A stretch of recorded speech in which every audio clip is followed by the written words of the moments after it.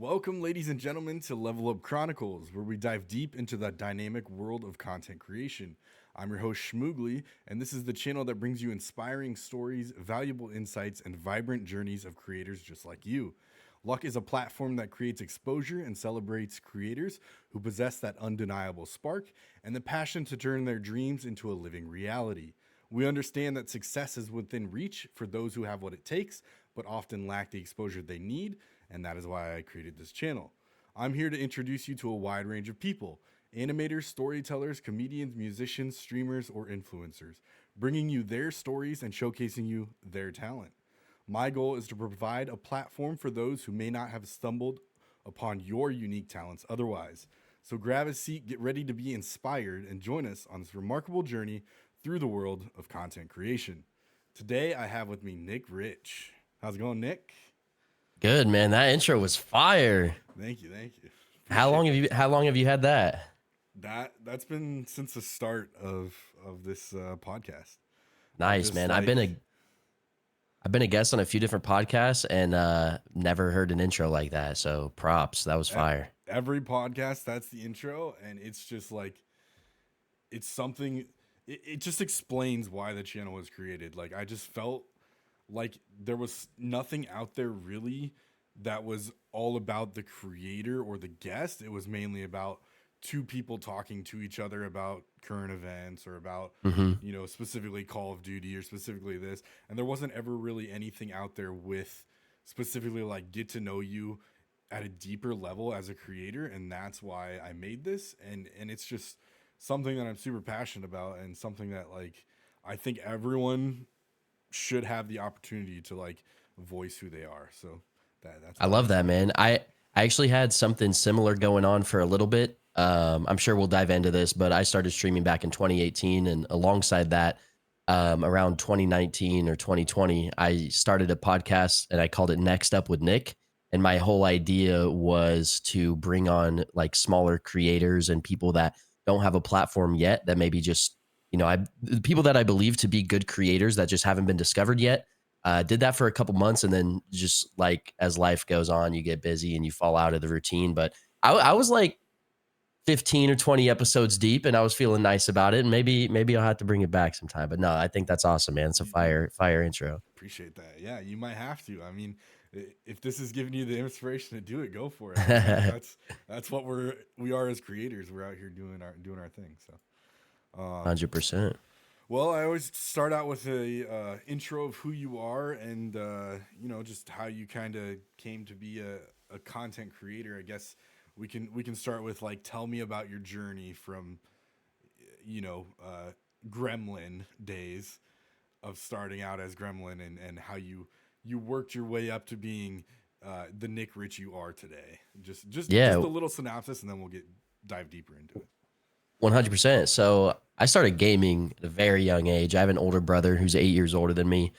And he was always a gamer. My dad even gamed with us back in the day, and I fell in love with online gaming during like Call of Duty Black Ops 1. Yep. And from then, I found myself grinding that.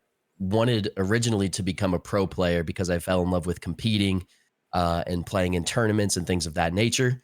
Um, Never really had the money to invest in like a proper setup and the right equipment until I was old enough to get my own job. And so, fast forward to 2018, I had enough money to invest in PC, like everything you need to start streaming. Started streaming in July of 2018. Been at it for almost 6 years now, and yeah, here we are. It's been a wild ride, man. I've started out like obviously on my own and just built a name for myself mainly on Twitch. Mm-hmm. Joined the Pioneers in 2020 and have been riding with them ever since. Just celebrated 4 years with them, and yeah, we've done a lot of great things, but we still have a lot more work to do for sure. Yeah. So speaking of the Kansas City Pioneers, you now are a full time content creator for the KCP, and they're a pretty prominent organization, not just around Kansas City, but like online in general. Like KCP is pretty well known. How did you become a part of this team, and really what impact has being with this team really done for you as a content creator, especially being full time now?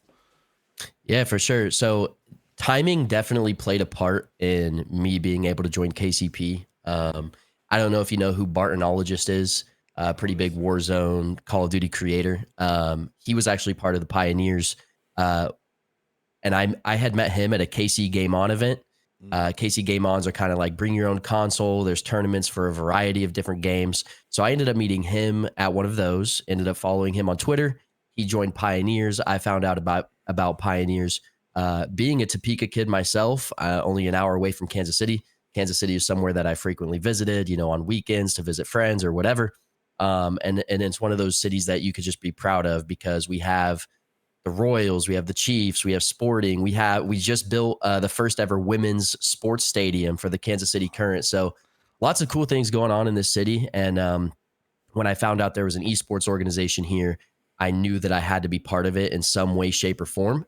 At the time, I was only 2 years into my streaming career, so I was still, what a lot of people would consider to be a smaller creator. And this is where the timing came into it. Pioneers was less than a year old at the time, with Mm, only about 500 followers on Twitter. Nobody really knew who they were yet. So I pitched to them that, hey, me joining the organization would be mutually beneficial. Not a whole lot of people know who you guys are yet, but I do have this local community and audience with my friends and family. And I feel like meshing our communities together would be beneficial for the both of us. Um, Over the last 4 years of being with KCP, we've obviously scaled. We've brought in sponsors and joined a lot of esports and picked up bigger creators. And that's just done so much for me as a creator as well, because anytime that you can mesh your community together with that of another creator or mm, a certain esport, like Halo, for example, I had never gotten into, or I had never played Halo growing up. I was always a Call of Duty kid. Uh, KCP brought in a Halo team with the release of Halo Infinite, and that to this day was one of our most popular teams and one of our most fan favorite teams. So, of wow. course, I leveraged that and started playing Halo and like meshed those communities together.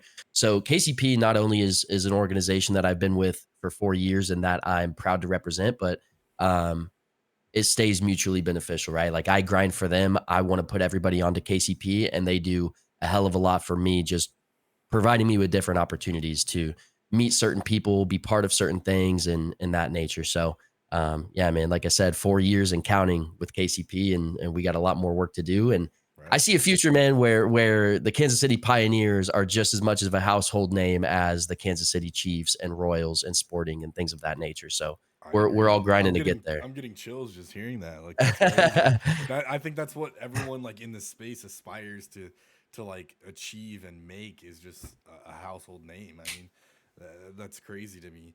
I guess were some of the key milestones or turning points that helped you achieve this was ultimately like being the Kansas City kid, being the, you know, being around Kansas City and knowing who KCP was through Bartonologist. Would you say those were some of the milestones, or was it just your ambition, like your drive towards like I want to do this full time? I mean, I want to say it was a little bit of both, because so when I started streaming in June of 2018, I had spent the last 4 years prior to that, like mm, working full time for Sonic.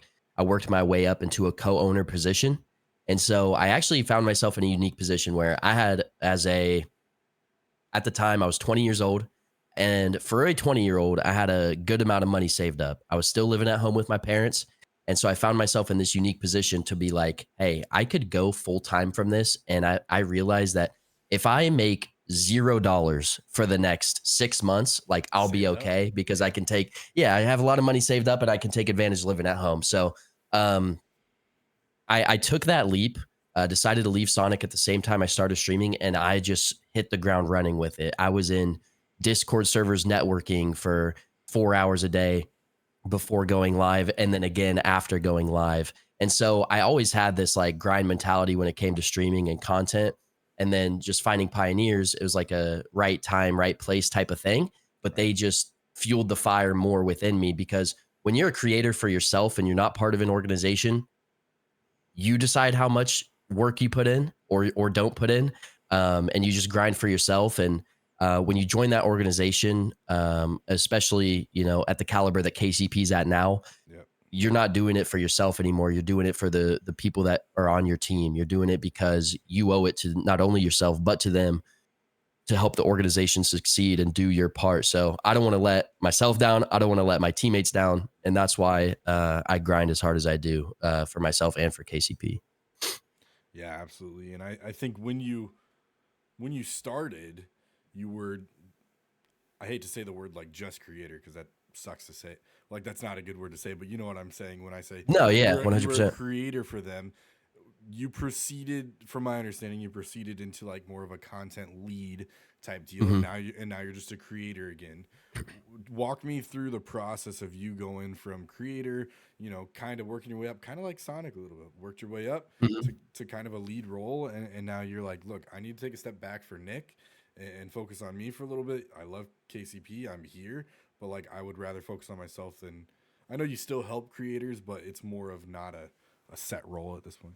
Yeah, 100%. So when I joined KCP originally in 2020, I joined as, like you said, just a creator. I Yeah. was a free creator, no type of salary, no real deliverables or no type of contract. Like I said, it was an organization that had only been around for about 10 months at the time, and 500 followers on Twitter. There were really no major sponsorships at the time or anything. Everybody was doing it out of the like goodness of their heart because we wanted to see this thing thrive. Yep. Um, Things really changed whenever we signed DoorDash as our first six-figure sponsorship deal. That's when things got really real. We brought in a professional RLCS or Rocket League team.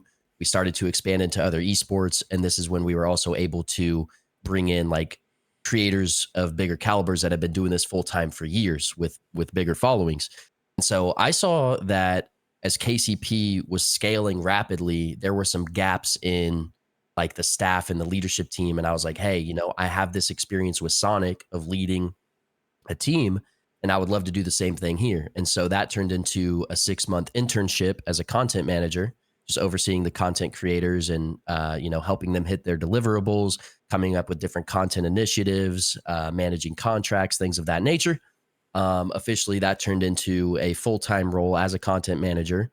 And then as we continued to scale, I noticed that I needed to build out a little bit of a team underneath me to help me out as well, because managing a lot of creators is a tall task. Right. So then I transitioned into director of content role, with content managers underneath me, content creators, doing their thing still.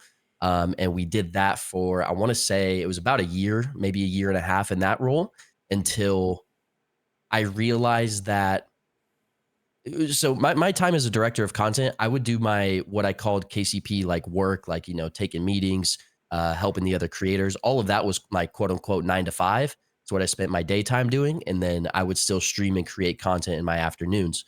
Um, and like I mentioned in the beginning, I joined KCP because it was mutually beneficial, and I wanted to make an impact.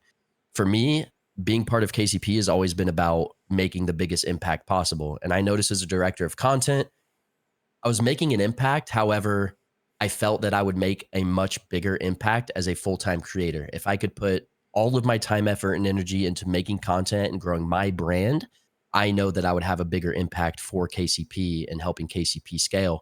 And so when I talked about that to the leadership team, it was a no-brainer to kind of like move me into that role where I thrive. And Mm-hmm. then having Kingston or Adrian Armour move into that director role, because he kind of thrives in that leadership position as well. So it wasn't anything on the back end where it was like me stepping down or us Right. not agreeing on any type of thing. It was just like optimizing our team that we have. I like I said, I thrive as a creator. Adrian thrives there, and since then, I mean, that was last August already, which is insane to think about Mind coming up on blowing. a year already. Jeez. Um, yeah, man, full time creator since August last year, and it's been a blessing for sure. No complaints. There's some days where it feels like work, just like any other job, but for the most part, being able to do what I love and for the city that I love, so it's a blessing, man. And that's awesome that it was more of a mutual understanding between the two of you. Like, look, I know I can do better for KCP if I step down and do my thing. And that's great that they weren't like, oh, sorry, Nick. It was more of a, we fully understand you've been here from basically, diapers and we're ready to rock with you. So that's awesome. For sure. And it is, sometimes I miss that side of the job. Like, Right. as much as I love being a full-time creator, sometimes I miss like hosting those meetings with the content team and coming up with different initiatives and doing the whole like back end side of esports and content creation, because it is a lot of fun. Especially learning about the ins and outs of like how to run a business. You know, shout out Mark and Sam, Alex, LJ, or Jeremy, our leadership team. They definitely coached me up a lot in the time I spent working on the back end. But yeah, ultimately, I feel like I just make a much bigger impact as a creator, and ultimately, that's what it's all about for me. Is just how can I make this brand as much of a household name as possible, and I'm Right. doing just that. Yeah. No, that definitely makes sense. So, as a full time creator now since August, what does a typical day look like for you? How do you manage your time?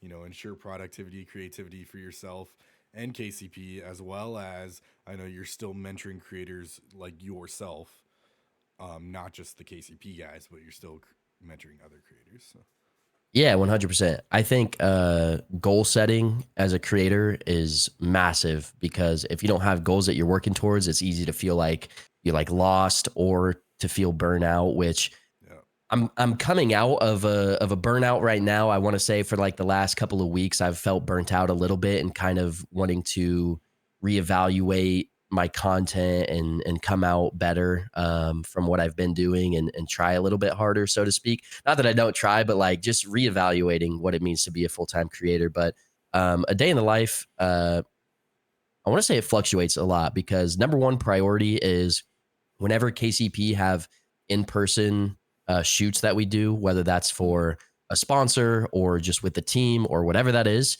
those are always going to be number one priority. Like, I'll miss a stream to go out and do that stuff, Right, or whatever. So those are number one priorities, and those kind of pop up sporadically throughout the month. But other than that, if it's a normal day, wake up, go grab a coffee first thing, or pop an advanced or whatever it is, get some caffeine in me. And then I'll yeah, typically sit down at my computer, take a little bit to try to reply to DMs, schedule out some tweets, schedule out some clips, pieces of content, and things of that nature.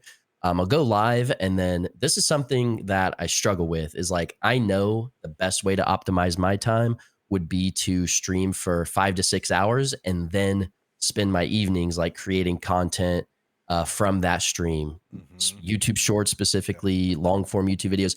My problem is that I sit down and I start streaming and I start gaming, and before I know it, 8 to 10 hours have passed, and I'm like, oh man, it's time to go to bed and do it all over again tomorrow. So, right, a big thing that I struggle with as a full time streamer and creator is definitely time management when it comes to how much time it actually takes to develop a good piece of content.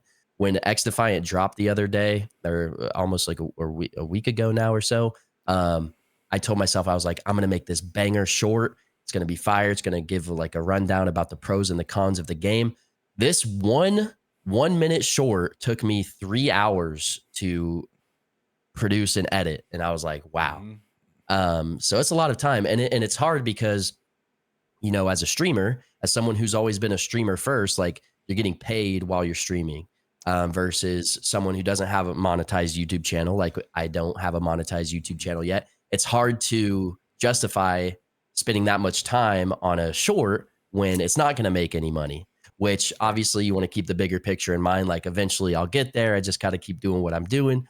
But it's hard when you've always been a streamer first. So, right. um, yeah, I'm still, even though I've been a full-time creator for since August, and for a long time before that, I'm still working on like time management and how to optimize my time the most. But yeah, typically just get that stream in first thing, aim for 5 to 6 hours so I can spend the afternoon making content. Depending on the vibes of the stream, I go for longer. Right. But yeah, and then another thing, sorry, I know this is a super No, long-winded answer. this is Um, what it's about. It's totally fine. I've always struggled with work-life balance. Like, Yep. people close to me that know me will consider me a workaholic, and I've really been trying to be better about just like taking more time off for myself and doing things that I enjoy. Right. So as of late, I want to say really in the past year or so, I've been taking weekends to just, do whatever I want basically and not drown in the work or feel like I have to stream, because I feel like as creators, a lot of times we'll feel guilty whenever we take days off when we know we could be streaming or we could be making content. And I don't want to feel that anymore. Like normal, quote unquote, normal jobs have days off. So why shouldn't we? Right. Um, but yeah, it's definitely something that I'm working on, is having a better work-life balance. So That's fair. that's my goal as of late. That's fair. That's a good answer. And see, it's easier said than done, right? Because Mhm. as a content manager for other people, it's easy to say, "Hey man, you should do this, this, this and this." And then you just went over your own stuff and you were like, "Well, shit, I should probably make this, but I'm not going to Yep. because I want to stream." And like and the thing with through the all the people that I've met, there are streamers that create content and content creators that stream. Hmm. And you are, from my understanding, a streamer that creates content, which Absolutely. which is absolutely fine. That's not a problem.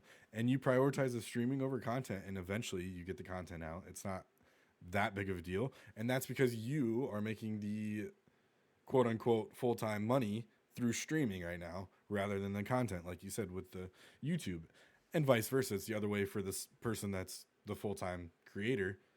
They're making it through their YouTube and not through their streaming. So why would they stream more than create content? So it's 100%. And definitely a balance for sure. yeah, and that's one of the things that I love about just this industry as a whole, is there is no like one right way or like a blueprint to being successful. People find successful in their own way, shape, or form every day. It's like some people love making TikToks and short form content, Right. and so they should do that. Some people love making 20-minute video essays on why Super Mario Bros is the best game in the world, and they should do that. And for me, like creating offline content has always felt like the work part for me. And so I still do it because I know it's necessary and I know it needs to be done, but I thrive when I'm live and making The content chat, while the I'm live, because interaction. just Yeah. yeah, it You're feels yourself. like You feel more yourself that way. 100%. It's almost like, so I have a cousin who's like an improv actor, Nice. and he does like stand-up comedy and stuff like that, and I relate to him a lot because it's a lot of just like on the go, on the whim, you're coming up with what to say and do in this moment, versus like having being an actual actor and having like a script to read from and that whole sort of thing for offline content. Right. So to make it full circle, it's all about finding balance and being able to do both. But I think it's important for people to understand like where they thrive and also doing what they enjoy the most. You know what I mean? Yeah, that's fair. I think that was a good analogy with the improv and the acting. Like people will study their lines for hours. I mean, just trying to like you said, trying to record that 1 minute X Defiant video that took you 3 hours. You probably went Man. over that script because you have. I know some people wing it and some people have scripts, but when you're going through stuff, I feel like when I'm making a video, I write it all down. I'm going through Yep. my video. I'm like, that one sucked. I'm redoing it. That one sucked, and that's what takes me the 3 hours. But when we're talking like this, where it's just we're winging it, and when we're talking on stream, yeah, you definitely just vibe with what you're feeling that day, and there's no real set standard, I would say. So. 100%. And the other thing about it too, in my opinion, so as someone who mains Call of Duty, I love streaming Call of Duty because if I whether I'm playing Warzone or ranked, like you never know what's going to happen, and I feel like that's the thrill of creating live content, versus if it's a YouTube video, there's only so many ways you can go about it. Like if you're going to upload a gameplay, it's either you absolutely popped off and it's an insane game, or it's like a super close ranked game that you pull out a win. All of that stuff is like 2012, 2013 Right. YouTube starter. Like nobody really does that anymore. And Mm-hmm. so it's evolved into like creating class setup videos and meta videos and whatnot. Right. And that's great. And that gets a lot of views. And that, that will pay the bills for sure if you're paying your bills on those platforms. But I don't know. I've just never seen myself as being that person that's like, here's this new meta. You know what I Right. mean? I've always Yep. wanted to be like that funny moments, relatable streamer. And I find the best way to do that is online. And I'm still trying to navigate how to make that content and bring people from that content over to my stream. So it's also a never ending revolving door of content of like the game is always changing. People are always innovating and the internet never sleeps. So there's always going to be a new trend to hop on and a new thing to do with content. And yeah, it's just never ending. So you always got to stay on top of trends and stuff like that. Yeah, that's fair. And I think talking about it that way, like it is easy to make 15 videos of 15 different guns for class setups and have a whole thing of YouTube videos prepared. Whereas the way that other creators are doing it, like yourself, you can't really capture those moments unless it's in the moment. Like you can't, Mm-hmm. like sure, I mean, we'll just I don't want to say expose the people, but we'll say there are creators that do set up skits for the comedy. Mm-hmm. And from knowing you as well as I know you, you're not that kind of person. You want the genuine comedy type Mm-hmm. deal, and that just comes with the voice comms and the open mic. And that's not like a hey man, go over here and we're gonna say this, and then we'll use that for the Yeah. clip. And like, yeah, to each your own. But I guess you're I still a know a lot of people creator. that do that. Yeah. And funny enough, I did that one time, and only because it required like an edit in post. It needed like my webcam to like blow up.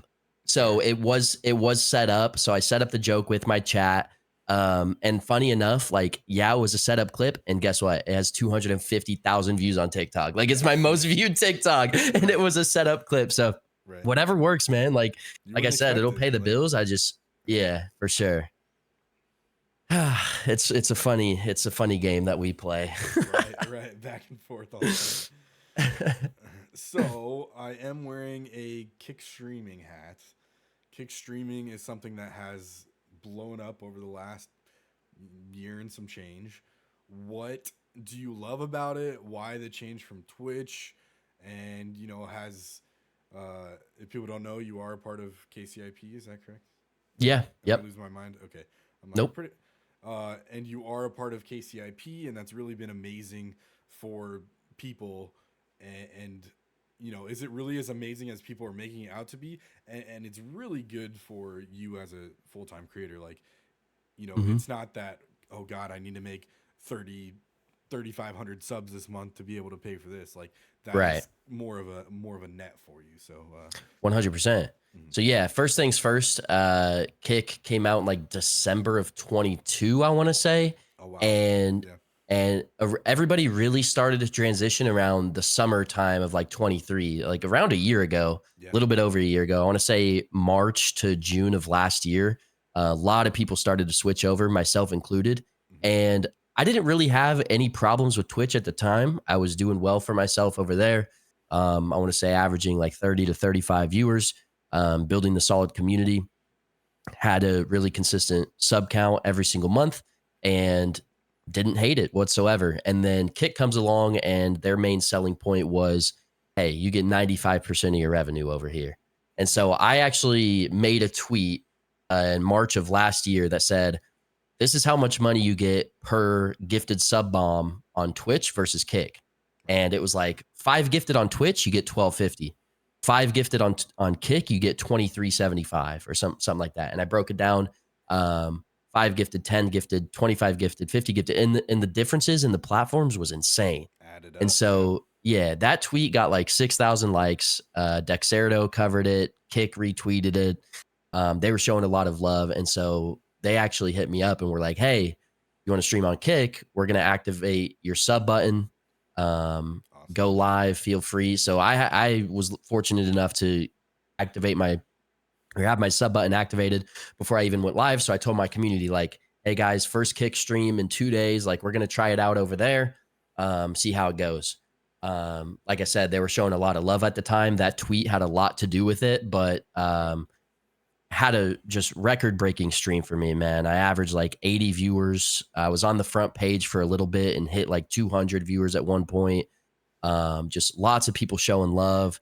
And it felt really, really good to know that when somebody was subscribing, I wasn't only getting 50% of the mm, revenue. And so instantly it was just like, yeah, I'm all in on Kick. Why not be? right, yeah, Um, and then, of course, over the course of the year last year, I think Kick's main thing that a lot of people have complaints about is the their standards or their TOS being a bit hypocritical at times, as yeah, well as letting things fly that like whatever your beliefs are or whatever, I think almost everyone can agree that some of the stuff that goes on Kick shouldn't be okay. And I've always chalked that up to being, I've always been very vocal about it and saying like, hey guys, like I would love for things to be different. I would love for this platform to be 100% inclusive for everyone. Yep. Um, and two, I've always just chalked it up to, hey, this platform's only 2 years old, like not even 2 years old as we speak. Things will get better. And so I've given him a lot of leeway just because of how young of a platform it is. And I'm really, really hoping that it does become that inclusive place that everybody feels comfortable to stream, because I genuinely feel like that is the one thing holding Kick back from being the place to stream on. I mean, no ads, you're getting 95% of your revenue. And they're not even taking the other 5%, by the way. It's Stripe processing fees.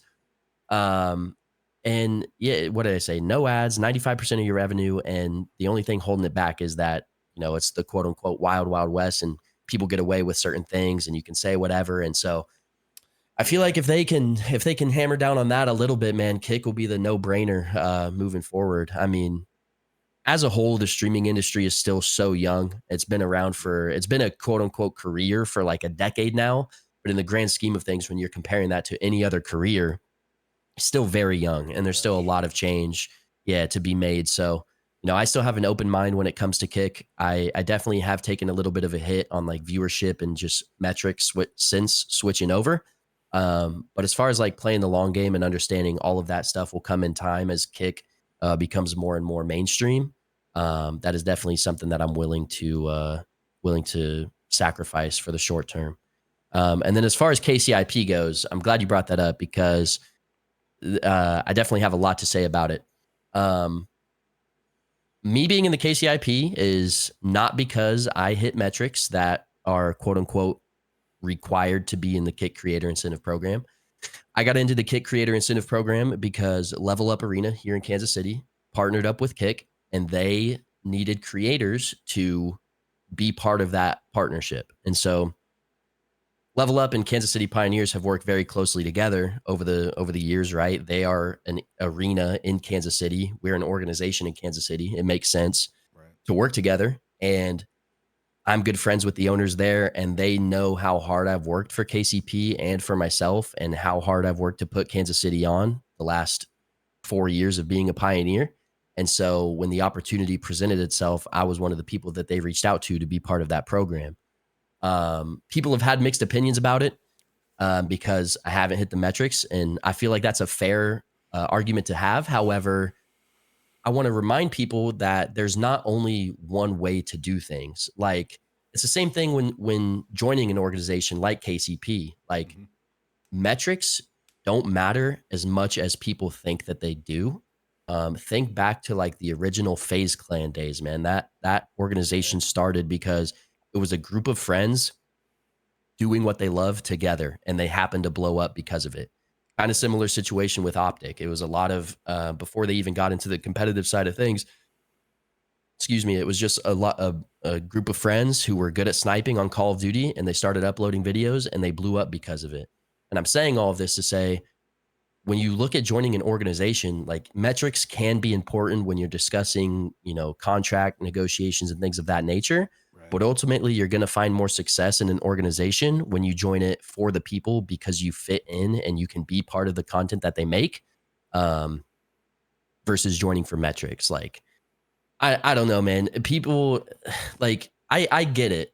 I get it that if you're someone who averages more viewers than me, you feel like you should be in the program and I shouldn't be. I definitely understand that. However, That's fair. I know who I know. Yeah, and I'm not mad at people for thinking that for sure. But at the same time, I know how hard I've worked over the last 4 years and have put myself in a position to have an opportunity to join this program. And I'm not gonna join it because Right. I I think haven't that's hit the the thing that metrics. people don't realize it until they're in that situation. But I think I think you hit the nail on the head there because when KCIP first came around, obviously it was a huge talking about on Twitter, X as we say now. Mhm. And I mean, yeah, they shared the numbers, and a lot of those, first class partners didn't hit those numbers. And I think Yeah, that's what we need to go back to when people are like, oh, I mean, going specifically with you, like, why is Nick in the KCIP? Like, no, that's not the reason. Like, that was a very good explanation there, and I'm not sure if everyone knows that explanation of Level Up Arena and Kansas City. yeah, I'm sure you've talked about it before, but for those that are listening, like, not everyone a part of phase 1, 2, 3 hit those metrics, and it's just they got their name pulled out of the hat, and they got the opportunity. And why would you ever pass up that opportunity? Like, it's just 100%. you got to take the opportunities that come your way. So Yeah, and not to mention, I mean, this has always been a thing on Twitch. I've been around Twitch since it was Justin TV before Twitch oh was yeah, even a thing, and they've always been able to verify or partner any account that they want that don't hit the metrics.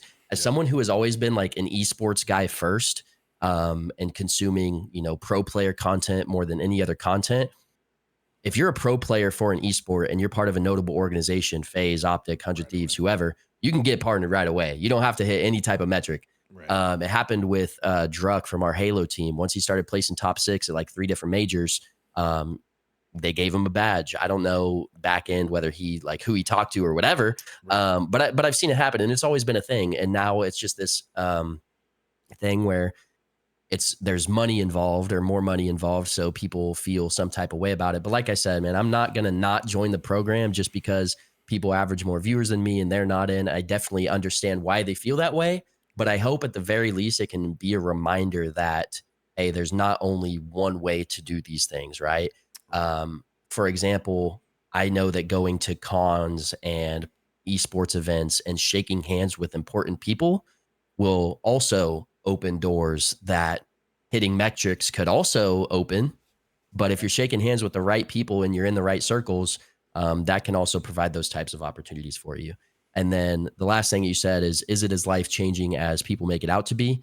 I feel like my answer will resonate with a lot of people because as a part of the KCIP and as someone who viewership's been down last month. Like I said, I had the NASCAR event, Toronto just wasn't super consistent, but yeah, someone who averaged 15 to 20 viewers last month, I would have to pull it up to see how many hours I streamed. It was way less than usual, but I want to say I made like $150 in the KCIP for the month. So no, it's not life changing, but right, yes, it is paying a couple bills, and I'm right, super grateful for it. And I think the cool thing about it is that there is no ceiling to it, So as someone right, who averaged that last month, that only lights the fire within me to average more this month and then the next month and then the next month. Because I've seen the screenshots on Twitter too, where it's like someone made $800 that month, and then there's one mm-hmm. somebody who made like $2,500. So it can be life changing for sure, and it's definitely being part of it as one of the smaller creators who gets to be part of it. Yep. Um, Definitely motivates me to continue to grow and to push kick as much as possible. So Yeah, and I think everything that we've just talked about is something that you'll always have in, like, if we're talking about a typical 9 to 5, you'll always have the contradictions. You'll always have the people that aren't representing the company in the proper way. Like, it's mhm, all of how you represent yourself. Because at the end of the day, Kick is your platform, and NickRich is your brand. And if NickRich is doing the right things, then it shouldn't matter what the company is behind NickRich, and unless for it's sure. something that you're doing yourself, obviously, then that's a different story. But 100%. And that reminded me of something else that I wanted to say is lately on Twitter, I've seen a lot of creators, mainly kick creators, but Twitch as well and YouTube as well. It's just like, I feel like everybody is so worried about what other people are doing. Um, Like when I yes, joined the KCIP, I had a lot of people subtweeting me about, oh, like they went and took screenshots of my stats and were like, oh, I guess this gets you in KCIP. yeah, And I'm just like, I get it. I understand why you're upset. However, that time, effort, and energy that you were investing in worrying about me, you could be focused on your own thing and doing your own 100%. thing and building like Hmm. there's just like I don't know, man. I've stopped caring about what other people are doing. Like I celebrate whenever my friends accomplish something or they celebrate a milestone, I support them 110%. But it's like if I load up Kick and I see someone view botting, why would I Hmm. spend a second of my time going out of my way to make a post about it or do anything about it. Like, it has nothing to do with me. Right. If you're gonna view bot, you're gonna view bot. I don't like whatever, man. No, that I'm makes not the type of person to worry about other people's stuff.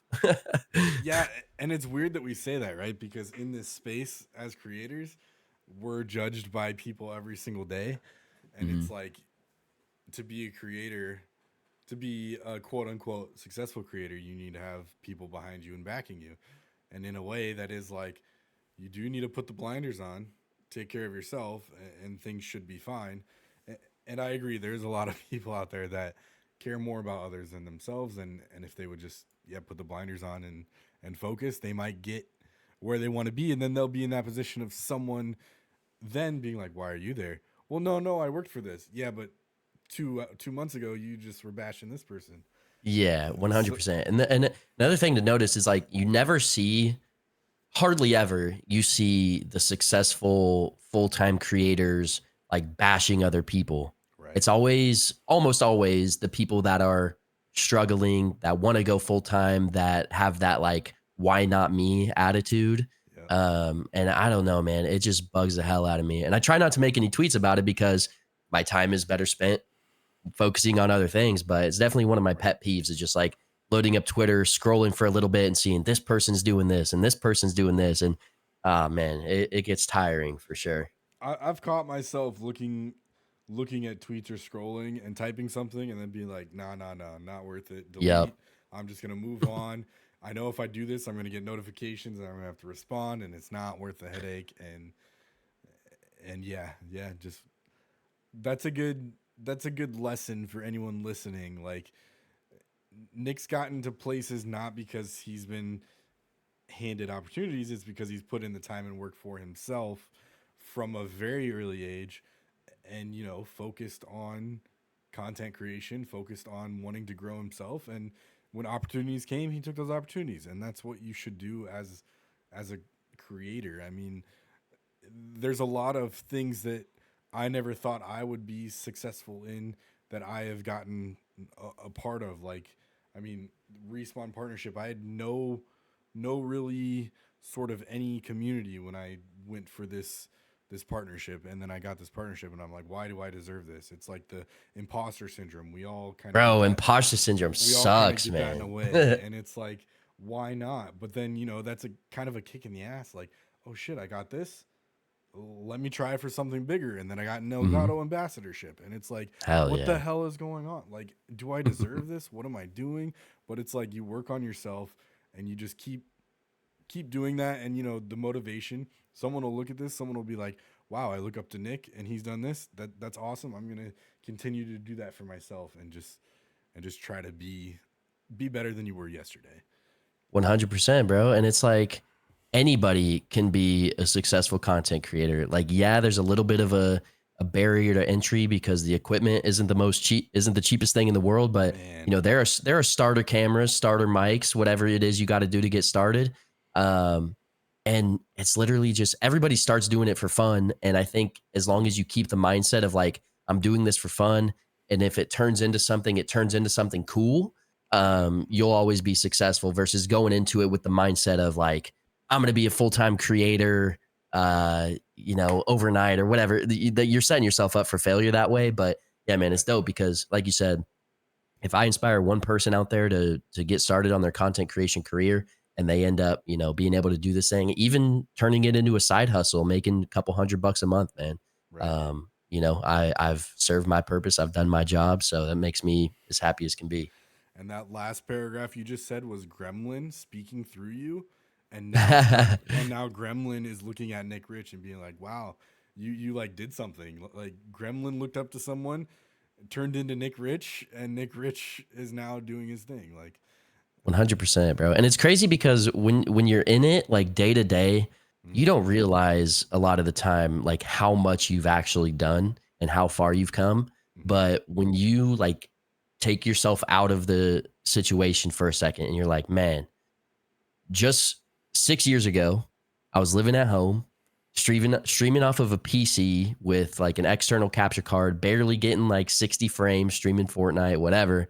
Um, to moving into my first apartment, upgrading my PC, and now I'm streaming Warzone and I got 150 frames and new followers are coming in and oh shit, I just hit 100 subs for the first time to now it's like I average like 250 subs a month and it's not that I'm taking it for granted, but it's like this thing that's been happening for so long now that you don't realize like wow, man, things were so different 5 years ago. And it Right. also makes you wonder like how different things are going to be in another 5 years. You know what I'm saying? Right. It's why I mean the just the creators and the people in content creation now, like I know we're both relatively quote unquote old for content creation. I mean the kids in it now are, starting in high school and like some of those career fairs are like, what do you want to do when I grow up? Oh, I want to be a YouTuber. And it's like that's what Mr. Beast Jimmy Donaldson started out with. He was the nerdy kid in high school and everyone's like, Yep. you're a weirdo, and now he's 28 years old and he's doing it. Like it's just mind blowing, and I think it's wild because like I have a 2 year old, and to think what he will be doing when he's my age is just Mhm. insane. Because what we have now through technology, I can only imagine what they're gonna have. I'm Like saying, dude. it's gonna be awesome to be. Didn't mean to cut you off. It's gonna be No, you're awesome good. to be in the nursing home with all the gaming buddies, and we're literally gonna be on our VR headsets and just chilling. So 100%, bro. I think about that a lot. And yeah, it's weird to think like we're obviously still very young in the grand scheme of things, but in the industry that we're in, we are getting towards the tail end of right. what people typically are. And like I said, I always wanted to go pro more than anything. Like, don't get me wrong, love creating content, love streaming, but like the thing that brings out that passion and that fire within me is competing. Mm-hmm. And so I'm sad because I missed the like college esports window by like 2 years, bro. If I Yeah. was 2 years younger, I could have gotten a full ride to college for Call of Duty, bro. And I think that's Yeah. like the coolest thing ever. And yeah, I'm a little bit butthurt about me not being able to do that, but I know, future generations and hopefully my future kids, if that's something that they want to pursue, they'll have that opportunity available to them. So Yeah, live yeah, through man, live it's through one the of the kids. coolest You got things. That's what you got to do. Absolutely. I mean, eventually that'll get there. But I think I'm the same way. It's like, hey, if you want to do this, great. But like, gaming is always there, and I can help you with that. Like that's so. Getting back to um, kind of collaboration. So collaboration is often, very key in the content creation world, Mhm. and super important when it comes to growing yourself and networking. And kind of like we're doing now, I reach out to people and I ask them if they want to come on a podcast, and it mutually benefits both of us because we both get to talk about things. So can you share any memorable collaborations you've had over the years and how those have impacted like your mindset going forward? Like, oh, I didn't think about that, and I'm going to change that from my own content or perspective. Yeah, for sure. Um, First of all, my favorite type of collabs are podcasts, 100%, because obviously, with this being your podcast, your audience knows who you are. Like you said at the beginning of the show, you're providing a platform for people like myself, who your audience might not know, to come on and talk about myself. And it's just a really good feeling. I've hosted my own, Yeah. and I love doing this type of thing. Um, with streaming collaborations, I'm really really picky, and I don't like that Okay. about myself. I've tried to be less picky um, in the last year or so, and it's not anything to do with like size of a creator. It's more so like I'll play with anybody when we're gaming and stuff, Right. and then I ultimately what I want when I'm gaming with homies is I want you to be decent at the game and hold your own, especially if Of we're playing like course. a ranked mode, Competitive, sure. of course. Yeah. Yeah, but I want you to bring the vibes and also like be able to bounce off each other with jokes and create good content together. Like obviously not going to say a name, but there's a guy that I'll play with regularly and he just rages and rages and Insert rages. name right here. No, I'm just And like raging can be good for content for sure from yeah. like time to time, but like if it's constant and you're just bringing the vibes of the call down and like viewers feel a little bit awkward because the Right. vibes are down, like so I'm super picky with like who I let in my calls and who I'm making content with. So over the last couple of years, man, I'm trying to think of like any notable collabs that I've done. I think the one that sticks out to me right now is with my guy Mike or Electricity Wave. I think he just somewhat recently hit, I want to say it was either 10 or 20,000 subscribers on YouTube. I'm a bad Awesome. friend. Crazy. One of those big milestones. And he hit me up to collab for a YouTube video because he had never played Rocket League before. Kind of like, Okay. yeah, kind of like what I mentioned about Halo earlier. Like when KCP got into Halo, that's when I started playing Halo. Hmm. Same thing with Rocket League. I started playing Rocket League when KCP got into Rocket League. And I peaked like champ one, mainly sit around like diamond one, diamond two. Yep. And so as a quote unquote average, like mid ranked player, my friend Mike hit me up. He's like, hey, I've never played Rocket League before. I have this idea for a video going from bronze one to supersonic legend in just 7 days or whatever. Yep. I'll link you the video because I'll he have. I'm a huge outdid Rocket League himself, guy, bro. so I love Rocket League. Dude, the video is amazing. And I really only have like this little part in there where I think it was like his third day. He was like getting the hang of Rocket League and learning about rotations and positioning and X, Y, and Z. And he had me like watch some of his gameplay and give him some lessons about what to do and how to do better and whatnot. And then, yeah, he just, snipped that up, put me into the video. And that was one of the coolest things, I think, as far as collaboration. But yeah, I love offline collaborations like this Yep. way more because like I know you'll be able to grab clips from this, post it online. Obviously, the full video will be available, and Right. it's also not like we have a party of 6 people trying to run pubs and all Hmm. talking over each other and that whole sort of thing. Which nothing wrong with that, but I'm much more of like a mellow and like introverted creator, as weird as that might seem. No, I agree. I think, yeah, I can agree with that. I think the offline content is definitely easier to create than the online, and I'm sure as you yourself as a full time like quote unquote live streamer, you do more of your content live streaming, and I could see where you would be more picky because that is in front of your audience, that is live, that is something that can be clipped, that isn't something that can be edited. Like, so Hmm. I can understand that. I mean, but collaboration, what we get out of that is what Nick is saying is collaboration is very very good for yourself as a 100%. creator. Absolutely. And I You think just it's be also picky. important to 100%.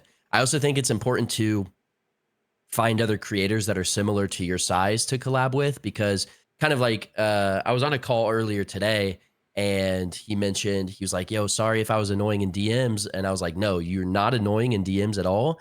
He felt somewhat annoying because I have a bigger audience than him or whatever. And I'm like, "Dude, don't Hmm. think of it that way at all." It's like I know how it feels to reach out to bigger creators. It's very intimidating. You do feel like kind of not annoying, but you don't want to bug them. They're doing their Right. own thing. They're busy people, but it all comes back to just the cliche thing of you miss 100% of the shots you don't take.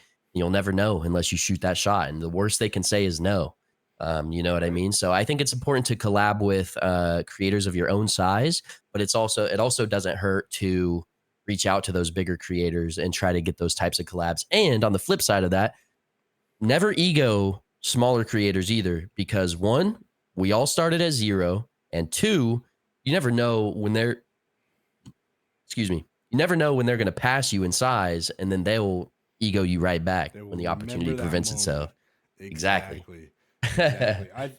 I think when I started this, when I started Level Up Chronicles, that was my main goal of like, look, who am I as a creator? I know I'm not the largest creator, but I I am going to do my best to reach out to people that will be valuable for not only myself, because this, yeah, this is ultimately for the audience, everyone listening, but like I get so much value in talking with so many creators that Hmm. I'm getting great understanding from different creators. I mean, there are some people that are full time like yourself, and other people that I've talked to, and like everyone's path is relatively the same. Like like you said, we all start from zero. We work our way up, and you if you get there, you get there. If you don't, you don't, and you keep going because you're passionate and you love content creation. And yeah, I think like I don't know how we started talking. I'm pretty sure I just sent you a DM, and that's kind of where it went. And same with other people I've had on the podcast. I mean, Stallion is a huge creator over in the UK, and again, I just shot him a DM, and he's like, "Yeah, absolutely." And we've talked for, gosh, almost about a year now. Like he checks up on me, and it's just like you never know. You just shoot your shot, like you said. Wayne Gretzky, Michael Yep. Scott. Like you'll miss the. 100%, dude. I love Stallion. And actually, I don't know if I've ever said this publicly or not. So a little bit of insider info here for the podcast, but Love it. Stallion almost joined KCP, bro. Oh, Stallion. He's When I was a so he director, loves Fnatic though. He will I know. never This leave. was He will this never. was this was pre Fnatic. He wasn't in an org. He had just left Carnage, and I was in my director role, and I was in constant talks with him about, yo, like, let's get you on. Um, we talked. I mean, we were back and forth with like negotiations for a couple of months, trying to figure out a way to make it work for both of us, have it make sense for KCP while also being beneficial for Stallion. And Right. ultimately just couldn't reach a deal by the time that Fnatic came in with their offer. And it all worked out the way that it should, because like you said, he loves Fnatic. He's where he belongs, man. And you love KCP. You're where you belong. And it's Exactly. just, But I would have loved to work with him, man. That would have been sick. But maybe that door reopens later down the Stallion, line. Who you're knows? listening to it now. Just hit up Nick. Hit up Nick. Um, so, as someone who has grown significantly over the past years, what are your next steps, your future goals, your aspirations with not only yourself in your own content creation, but KCP in general? Yeah, for sure. So, like I said earlier, me being a full time creator for KCP is obviously just about me being able to make the biggest impact, and create that kind of household name within Kansas City. Like it's one of the coolest things, man. When we're out and about, we'll get recognized. Somebody's wearing Pioneers merch, and so that'll start the conversation. Oh yeah, I've seen you guys online. What do you guys do? Da da da Awesome. da. And that's only going to become more and more frequent as time goes on, and so that naturally will happen. We just got to continue doing what we do, and then for myself, I really just I'm beating it into my head that I need to create more offline content to grow more as a creator. I know that how important it is, but I know it feels like a job, but I just have to suck it up and deal with that, because that's really, I feel like that's how you break the threshold of going from anywhere like 50 viewers and below.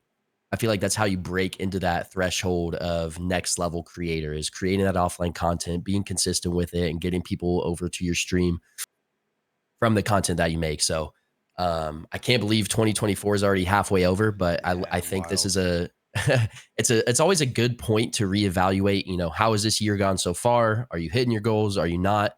What can you do to change? And I feel like I'm doing everything really, really well, except for just going a little bit harder on that offline content. So a goal that I've had for a while now is 10K on Twitter. I was around, I want to say like 7,500 at the end of the year. And so Twitter growth has been a little bit stagnant. I Yep. partially blame Elon for that, bro. The algorithm's That's been fair. weird lately. I don't That's fair. know. Um, but I definitely could go a bit harder and hit 10K on Twitter. So definitely going to do that this year, as well as just focus on offline content and just being the best creator that I can be. Absolutely. And I think that's a good way to talk about it. It is June. It is halfway through 2024, and reevaluation is always great. And I think that's something that, something like Midwest Fest can definitely kick someone in the ass and Mm-hmm. get their content moving. So Midwest Fest 2024 coming up this weekend. It is June 3rd right now. We will be expecting that, the 7th through the 9th for anyone who's going to be listening to this podcast. What is Midwest Fest? What can people expect? And KCP and Level Up Arena teamed up and got this whole Midwest Fest thing going on, and it's really great for people like myself and some of my people on my org that live in Midwest, and we don't have this type of deal unless you're spending hundreds of dollars to travel. Right. That's the main thing that we wanted to do, was create, I I don't want to say like a quote unquote affordable TwitchCon, because it's really not that, but that was kind of the premise around what we wanted to build, was like an event here in the Midwest for people that live in the Midwest, because the majority of gaming events are on the coasts, and they're in expensive cities. You spend an arm and a leg to travel and lodging and all of that stuff. And so that's kind of how Midwest Fest was born last year. And it went really, really well. And so, and really we only had about 5 to 4 months of planning last year, and so we Wow. pulled it off with a really, really quick turnaround time. For the most part, it seemed like everybody had a really good time there. And then this year, obviously, with a full year to prep and plan Yeah. and plan things out, it's going to be a lot bigger, better, a lot more activations, a lot more people involved, a lot more brands involved, and so I'm excited as ever because when I got the email that I was accepted as a creator, I saw like there were different tournaments to sign up for. So not only am I playing in the 2v2 COD gunfight, but I also decided that I'm going to try my hand at the barbecue eating competition. I'm going to See, do. okay. All right. Listen, I know I don't look like it, but I put away some food. Put it down, Anybody that man. knows me will tell you I can put it down. We're having a 2v2 pickleball tournament. Shout out Chicken and Pickle. They're Mhm. coming through. And then I think there's a creator Uno tournament as well. I don't know the exact times and dates that each thing is happening, but 4 different events going on throughout the weekend. And like I said earlier, I'm a competitor, so I'm going to try my best to bring at least one trophy home. So yeah, man, I'm also just excited to either see everyone again and also meet some new faces because I know that people typically go home from conventions just feeling like remotivated and inspired. Like you Yep. said, it's going to light that fire. And so yeah, man, I think it's going to be a great weekend for sure. Super excited. I think there's about 10 of us coming from my place over here, and it's definitely gonna be great. And I think that's gonna be a huge motivator just to meet everyone and really get the content ideas going. So, um, 100%, man. lastly, where can people check you out? I know it's Kick, but kind of give the Nick Rich speech of, hey guys, I'm Nick Rich. This is where you can Yeah, catch me. absolutely. I'm pretty much on all platforms. It's either going to be NickRich, that's just NickRich, or when people take your username, you have to come up with some type of variation, and so that's going to be N1CKRICH on Twitter, TikTok, and YouTube. Like I mentioned earlier, we're trying to hit 10K on Twitter before the end of the year. We got 6 months to do so. I think hitting 2,000 YouTube subs would be awesome as well, and then daily live streams, man. Still trying to figure out that work life balance. So I'm not on a strict schedule right now as far as streaming goes. But Yep. yeah, you can pop by the streams, kick.com/NickRich live almost every day, baby. Perfect. You guys heard it. Thank you for sticking around to the end of the video. Really appreciate it. Again, this is Schmoog with Level Up Chronicles, and we will catch you guys on the next one. Peace.